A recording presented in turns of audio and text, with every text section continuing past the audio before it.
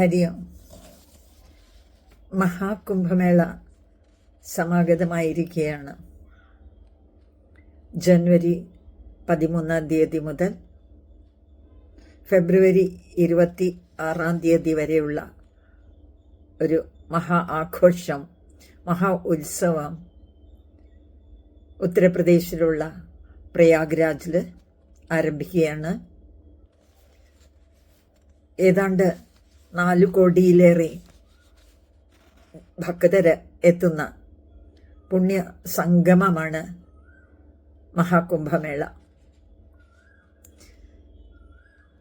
പുണ്യവേളയിലെ സ്നാനമാണ് പ്രധാനമായിട്ട് കരുതുന്നത്.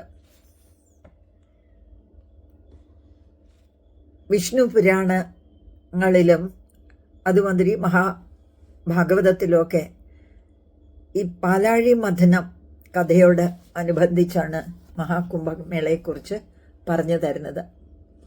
ഗരുഡൻ വഹിച്ച അമൃത കലശത്തിൽ നിന്ന് തുള്ളിപ്പോയ സ്ഥലങ്ങളാണ് പ്രയാഗ്, ഹരിദ്വാർ, ഉജ്ജയിൻ, നാസിക് ഇങ്ങനെയുള്ള സ്ഥലങ്ങൾ. അവിടെയുള്ള നദികളിൽ അമൃത തുളുമ്പി വീണു എന്നാണ്, അതിൻ്റെ പുണ്യമാണ് അവിടെ സ്നാനം ചെയ്യുന്നത് കൊണ്ടും ആ തീർത്ഥം സ്വീകരിക്കുന്നത് കൊണ്ടും ആ സമയത്തേക്ക് സന്യാസി സമ്പ്രദായത്തിലുള്ള എല്ലാ സന്യാസിമാരും അവിടെ എത്തിച്ചേരാറുണ്ട്.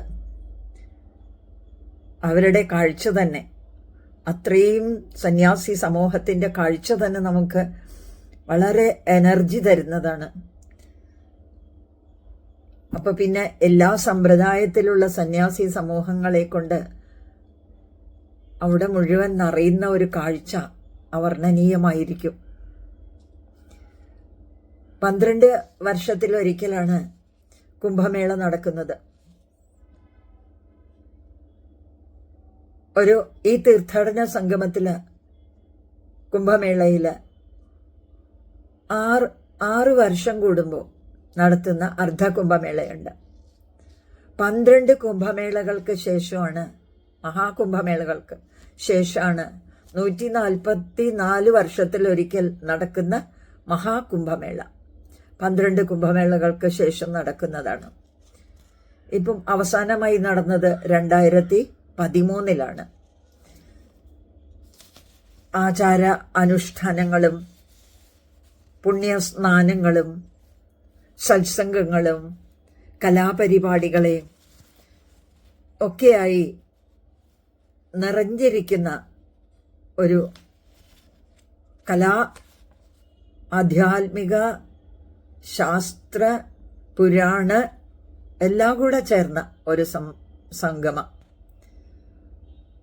മതപരമായ ഒരു ഉത്സവം. അവിടെ വന്നു ചേർന്നിരിക്കുന്ന സന്യാസി സമൂഹങ്ങളുമായിട്ടുണ്ടാകുന്ന സംഗമങ്ങളിലൂടെ, സംവാദത്തിലൂടെ പല അറിവുകളും നമുക്ക് ലഭിക്കുന്നു. ശാസ്ത്രീയമായ, ചരിത്രപരമായ അറിവുകൾ നമുക്ക് നേടാനാവും. അനേക ഭക്തരുടെ ഒരു സംഗമം ഒരു കാഴ്ച തന്നെയാണ്. മാത്രമല്ല, പ്രയാഗ്രാജിൻ്റെ ഭംഗി, പ്രയാഗ് നദിയുടെ 3 നദികളുടെ സംഗമസ്ഥാനം, അവിടെ രാത്രി പകല് എന്നുള്ള ഭേദമില്ല. ഏത് സമയവും സ്നാനം ചെയ്യുന്നത് പുണ്യം തന്നെയാണ്. രാത്രി സമയത്തുള്ള ആകാശ വീതിയിലെ ആ മനോഹാരിത, നക്ഷത്ര സമൂഹങ്ങൾ അങ്ങനെ കണ്ണുമിഴിച്ചും അടച്ചും തെളിഞ്ഞ നിലാവിലെ പോലെ നദിയും അവർണ്ണനീയം തന്നെയാണ്, മനോഹരം തന്നെയാണ് ആ കാഴ്ചകൾ. പോകുന്നവർക്കൊക്കെ തന്നെ പലതരത്തിലുള്ള പല സമ്പ്രദായങ്ങളുടെ കാഴ്ചകൾ എങ്ങനെ വർണ്ണിക്കണം എന്നറിയില്ല. കഴിഞ്ഞ വർഷം എനിക്ക് പോവാൻ സാധിക്കുകയുണ്ടായി. അവിടെ അടിസ്ഥാന സൗകര്യങ്ങൾ മുതൽ വളരെ ആഡംബര സൗകര്യങ്ങളോട് കൂടിയുള്ള ടെൻറ്റുകൾ ധാരാളം അവിടെ ചെയ്തിട്ടുണ്ട്. നമുക്ക് പോയാൽ താമസിക്കാൻ ഒരു പ്രയാസവും ഇല്ല. മാത്രമല്ല അവിടത്തുകാർ അവർ വീട് വെച്ചിരിക്കുന്നവരുടെ വീടുകളൊക്കെ നമുക്ക് വാടകയ്ക്ക് അവർ ചിലരൊക്കെ ചെയ്യാറുണ്ട്. ഒരു ഉത്സവാന്തരീക്ഷം എന്ന് പറഞ്ഞാൽ മതി. ജ്ഞാന സമ്പാദനത്തിനായിട്ട് ഉള്ളൊരു അവസരം.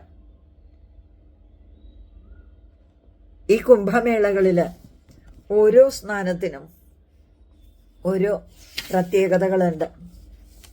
അവിടെ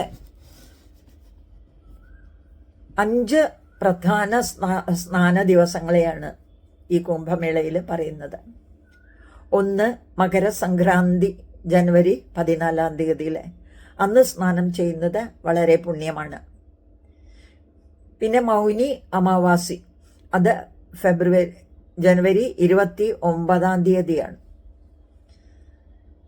പിന്നെ വസന്തപഞ്ചമി ഫെബ്രുവരി 3-ാം തീയതിയാണ്. ഫെബ്രുവരി 12-ാം തീയതിയിലെ മാഘി പൂർണിമ വളരെ വിശേഷമാണ്. ഏറ്റവും വിശേഷമാണ് ഒടുവിലത്തെ സ്നാനമായിട്ടുള്ള ഫെബ്രുവരി 26-ാം തീയതിയിലെ മഹാശിവരാത്രി സ്നാനം. മഹാജ്ഞാനികളും അവധൂത സന്യാസിമാരും അവധൂതന്മാരും ഒക്കെ വന്ന് ശങ്കരാചാര്യരുടെ നിർദ്ദേശപ്രകാരം കുംഭമേളകളിൽ അതിനാണല്ലോ അവർ വന്ന് സ്നാനം ചെയ്യുമ്പോൾ ആ നദി പുണ്യമായി തീരുന്നു. അവിടെ നമ്മളുടെ ഗുരു മോഹൻജി വില്ലേജ് എന്നൊരു സ്ഥലമുണ്ട്. ഇതിലേക്ക് വേണ്ടി അദ്ദേഹം ഏർപ്പാടാക്കിയിട്ടുണ്ട്. നമ്മൾ ഷെയർ ചെയ്താൽ പൈസ അതിൻ്റെ റെൻറ്റിനൊക്കെ ഉള്ള ചിലവുകൾ എടുത്താൽ നമുക്ക് അവിടെ പോയി താമസിക്കാവുന്നതാണ്. എന്തായാലും അത്രയും മനോഹരമായ ഒരു പ്രതീക്ഷ തന്നെയാണ് ഈ കുംഭമേള. പോകാൻ സാധിക്കട്ടെ, എല്ലാവർക്കും അവിടെ എത്തിച്ചേരാൻ സാധിക്കട്ടെ, അനുഗ്രഹീതരാവാൻ സാധിക്കട്ടെ, കുംഭമേളയിലെ എല്ലാ അനുഭൂതികളും ആസ്വദിച്ചറിയാൻ സാധിക്കട്ടെ. നമസ്കാരം. ഹരി ഓം.